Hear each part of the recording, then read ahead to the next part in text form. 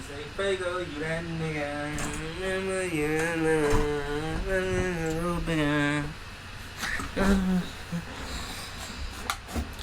Boy, I'm about smack. You know, bitch. Hey, man. Say, man. She say, Fago, you that nigga. Yo. Nah, but, we finna get straight into it, man. This that, what I think, Inside Hip Hop or something like that. I be watching his shit, though, but nigga posted the end of Glokknine and Hotboii, so I guess he knows some shit about the cases or something. But I just saw this nigga Hotboii had goddamn Rolling Loud. But I thought this nigga goddamn turned himself in. I don't think I've been tapped in enough. We finna find out what's the business. Just really the end. What up, gang? What's happening? Back with the real. You know what's the deal. We do. 2021 is the year of the law. Authorities been taking down rappers. Hey, these niggas been locking. If you rap, they been locking niggas up, right? Like he rap, lock him up. Hit him with the Rico. And crazy thing is, the Rico, that shit was made for mob, like mafia type niggas. You feel me? Like mob bosses. These niggas like, fuck it, we can hit gang members with, huh? Nah, a Rico. You get a Rico, you get a Rico, you get a Rico, and you right there, you. Yeah, you get a Rico. Like, goddamn. Back like a charged up 2015 Drizzy. Fed's been acting real Thanos-ish lately with Rico being 5 stones. Casanova to YFN Lucci. And now. Hey, YFN Lucci situation was wild as fuck. I ain't gonna lie. Like, you. Once trapped by the law are two of Florida's top rising artists and alleged gang leaders, Glokknine and Hotboii, and authorities ain't playing. You know the task force you see in movies, but this was the real life version. Both are facing the end of their careers if found guilty, and maybe that's why one tried to do the race before turning himself in. They fall came under the special operation, Operation X-Force, and we gon' chop it up and break down the specifics of the Orlando-wide indictment that took down AFNF and 438, along with a smaller gang affiliates. We done vids dealing in depth with the beef between two of Florida's most dangerous gangs, Glokknine's AFNF The Army versus Hotboii's 438. I'll attach it in the description so you can check it out, because it breaks down their feud in detail. It's been a minute that Glokknine and Hotboii been bumping heads. They beef ain't only resulted in the loss of life from each gang, but the loss of innocence. In September 2020, 14-year-old Dennis Joshua Atkinson was sitting on the porch at his home when the car drove up and opened fire, hitting him and a 15-year-old that was hanging out with him. They were both rushed to the hospital, but sadly, Atkinson ain't make it. Less than 24 hours later, 3-year-old Devon James Felix Jr. lost his life when bullets from a drive-by shooting in the 4400 block of Drexel Avenue near North Lane went flying through their home. That shit's sad, bro. I'm gonna tell y'all this though. When little kids get involved, they gonna find out. I ain't gonna lie to you. When it's a baby, an infant, a toddler, a child, a little kid, he under goddamn like 13, like 12, and they gonna try to find out. For sure. Like all of y'all, if y'all remember that video, the little nigga about his age was rapping the young boy. Yeah, they said he got killed in a drive-by the other day, bro.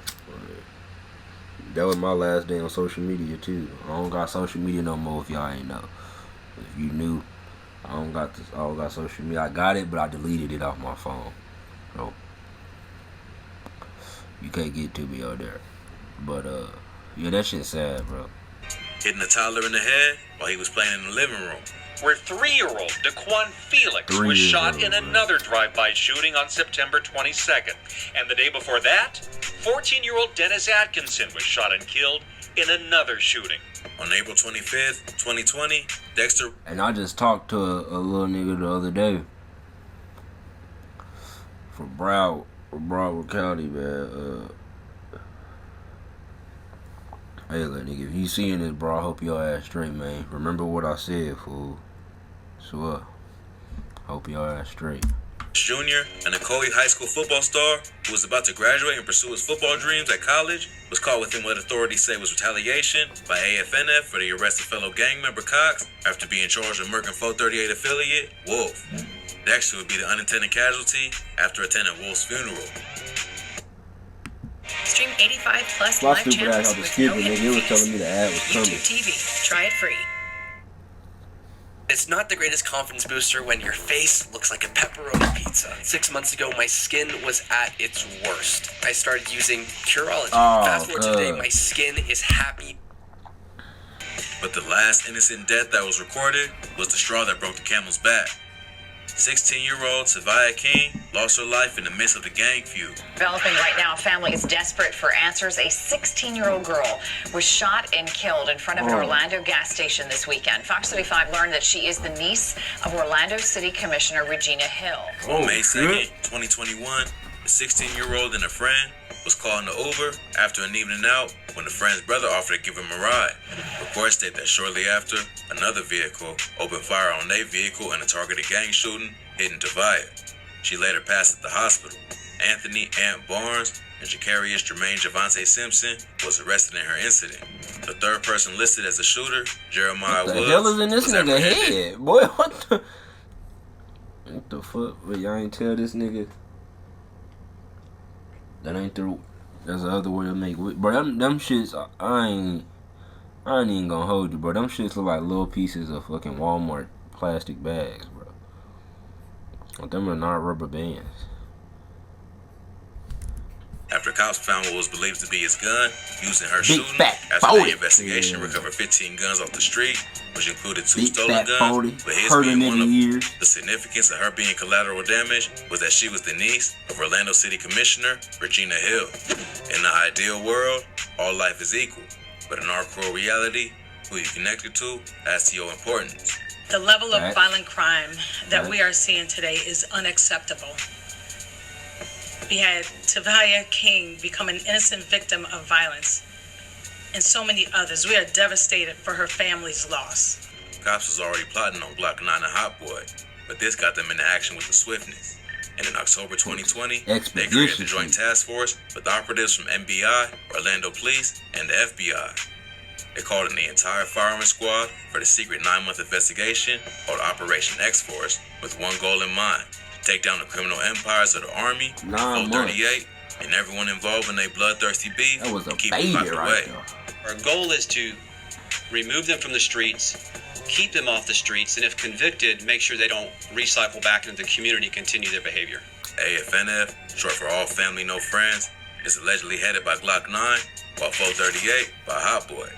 Truth be told, That's what was when in this cops nigga head discovered right past here. behavior, Glokknine might be the one playing a bigger role in where this all ended up, simply because of how publicized his gang affiliation and mentality was. In conferences held to target crime, his name is mainly the one being brought up in relation to who has been destroying the community. I mean, dude got 52 charges. Jaquavius Smith, better known as Glokknine, just him himself has been arrested for 52 felonies. So we're talking about dangerous. All the street shenanigans and countless lives affected And they gonna was try brought to to paint an niggas end as a with a monster shocking in them revelation on motherfuckers, July too. 2nd when the Orlando County Sheriff's Office shared that they have arrested most of the nearly 3 dozen suspects wanted on racketeering or trafficking. Shared that Look they at have his happy arrested ass. most of the nearly 3 dozen Cheesing suspects ass. wanted on racketeering or trafficking charges after the 9-month investigation. In the now highly talked about news conference that followed, authorities would state that the chart was listed in order of most prominent bangers. And guess who at the top of the list? Glokknine.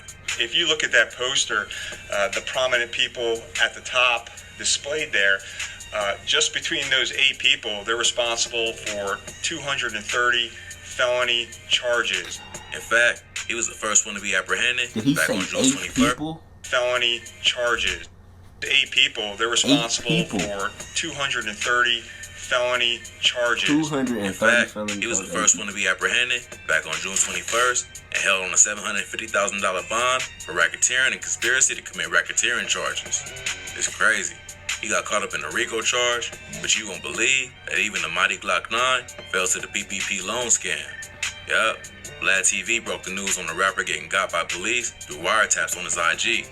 Authorities wasn't lying when they said for the takedown, they Hey, that's all they on them on the RICO cases, that's all they looking for. They gonna go trace your money to see like where your bread coming from and see if it come from like gang activity, scams, anything like robbing, anything. That's what they gonna. I mean, that's all they need. They just need the reason to come arrest your ass, and then boom.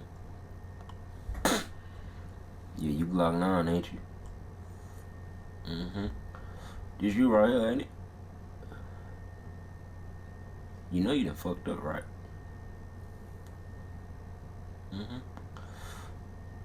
Yeah. That's you right there, ain't it? Yeah, you know you done fucked up, right? That's how they... Busting out new techniques and strategies. Actually afforded the Safe Streets Task Force at the FBI a unique opportunity to employ some techniques that we don't typically use. And was straight up flexing at how they outsmarted AFNF and 438. They've been on their bully vibes and cocky with it. Rightfully so, too. Faced with the evidence against him, Glokknine pleaded guilty to aggravated identity theft after he illegally got a $10,000 PPP loan. Authorities had down to the date opened a fraudulent bank account on April 16th to images of the loan. That nigga said aggravated, like he was doing that shit aggressively. That nigga was on the computer mad as shit, like, yeah, give me that shit. I'm aggravated in a bitch, yeah. Application Glokknine DMs to his friends on IG. Officers will follow up on their takedown, getting even more critical evidence to build their RICO charge for him and everyone tied to him, directly or indirectly. On a search warrant, Glokknine's crib was raided, and officers recovered 13 autoseers, which is devices that can convert a semi-automatic gun like his favorite weapon, the Glock, to fully automatic. Jaquavius Smith was taken into custody and search warrant. Hey, those switches is automatic felony. So, that, I think, right there, that's what got him. They said he got what? I brought it 36 by itself, or 20 something by itself. They gave him a felony for every switch. And they had 13 switches. That's 13 felonies right there. On his house, we found 13 sears. Those are mechanisms which will convert a regular handgun or rifle into an automatic weapon. Already being a felon, a firearm at his residence, much switch less on the devices that can turn this ain't the same chopper. Bloody zone, was enough to fuel the fire of operation. Hollow tips in his 50 cal. This a train stopper.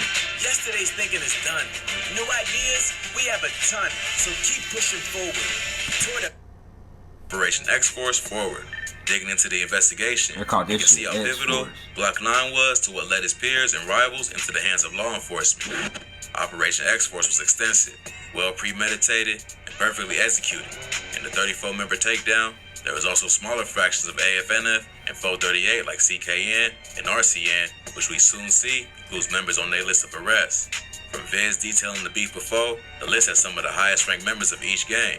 Bashawn Williams, who was reported to be Hotboi's right hand and second in command of 438, was responsible for an AFNF affiliate's demise when they tried to catch him lacking at his Powers Ridge court home, but he was ready and willing to bring the smoke. Von John Sands repeatedly questions why he's being arrested outside of the Florida Mall last month. Orange County deputies had a warrant because they say the second in command of the 438 gang shot and killed Jeremiah Robinson, an alleged member of a rival gang known in the streets as All Family No Friends, or AFNF. In the gunfight, the AFNF soldier that fell due to a headshot was Jeremiah Robinson, aka AFNF Baby Joker. And this all started in July, they say. In a shooting on Powers Ridge Court, deputies say an Army gang member was shot and killed by a member of the rival 438 gang. Along with Fashawn was Joshua Caleb Holder, who was the driver in the vehicle of men that planned a stakeout outside the mall at Millennia, where an attempt on rival Glokknine's life was taken. Luckily, the 438 affiliates failed, but that just got them extra eyes from the law. If you've been following my vids on the battle between the two gangs, you recall a case that basically placed Glokknine in the situation he's in now. On July 3rd, 2020, officers responded to a female caller at 4440 Bleasdale Avenue, relating to someone carrying out an attempted hit targeted to her son, Anthony Williams, who's Glokknine's cousin, a rapper known as Cudham Reese. In a moment of blessing, Cudham wasn't home, but his family nearly lost their lives in his stead. LaToya, his mother, states jealousy as the main reason why Glokknine targeted her son. Before the attempted hit was carried out, Cudham Reese's little sister will peep out the window to see two black vehicles with multiple men She was able to identify 2 as Glokknine and her half-brother Ballpark. Ballpark would express his betrayal from his half-sister snitching on him. He would later be tied into the RICO along with Glokknine. Cutting Reese seemed to be the center of controversy. Did he say his half-sister? Hold on. This nigga's half-sister brother, her half-brother op. And this nigga Glokknine still slotting while he goddamn signed. Latoya, his mother, states jealousy as the main reason why Glokknine targeted her son. Before the attempted hit was carried out, Cutting Reese's little sister would peep out the window to see 2 black vehicles with multiple men. She was able to identify 2 as Glokknine and her half-brother Ballpark. Ballpark would express his her half-brother, but whoa. Trail from his half-sister snitching on him. He would later be tied into the RICO along with Glokknine. Cutting Reese seemed to be the center of controversy. His brother, Anthony Williams, aka Draco Syke, along with fellow Orlando rapper Desmonte Adams, aka Lil Wavy, were also swept up by authorities on the RICO. Both was members of the 438 sub-faction, Know 'em, Cut 'em, Kill 'em. Their charges in the RICO stem from their usage of electrical devices to promote gang activity. One of the men, Lil Wavy, was previously released on bond after being charged with aggravated battery with a firearm. The incident occurred with the mother of slain rapper Marcus Clay, aka 3 Block. Lil Wavy and an associate, Devins Morgans, aka MG, pulled up on their ops at a medical center, flashing a blicky and threatening to take her other son's life inside a doctor's office while disrespecting their fallen son that they allegedly had a hand in carrying out. Luckily, it ain't escalated to that point, and the mother had the chance to call the cops and report the incident. While gang members was being arrested, one after the next, Hotboii was wanted by law enforcement as well, but seemingly on the run and listed as at large. Reports would begin swarming in online about his evasion from capture. On July 12, 2021, the rapper would turn himself in to authorities. But in an unexpected turn of events, he was given and posted $750,000 bond and back on the outside within no time. This prompted speculations that he snitched in order for his freedom, but Hotboii shut that down in the post while dissing his broke ops at the same time. Whether he remains on the outside, time will tell. But sure enough, he at least has a ray of hope to possibly remain a free man. His rival Glokknine, however, is looking like he might just have to spend most or the rest of his life behind bars. On the back end, authorities are continuing to apply the pressure, plotting to go after the gang's financial structure and their next plan of operation. Tell you is, in the coming months, you should see several federal indictments coming out targeting the infrastructure that supported the financial part of these gangs. I'll keep you on this case for any new details. Hey man, hey. You fuck with me, I fuck with you. You don't fuck with me, it's fuck you.